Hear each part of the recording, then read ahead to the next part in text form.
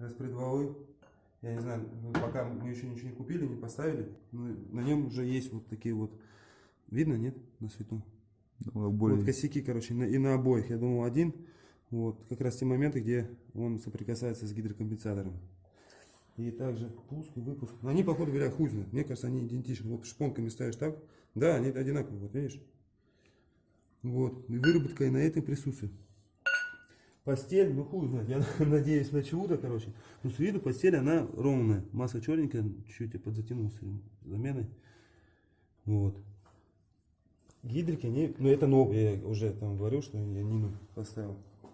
Вот сейчас поедем в магазин, купим новый распредвалы, сальники, ну все необходимо, соберем и потом уже включусь, когда соберу мотор. Все, давай.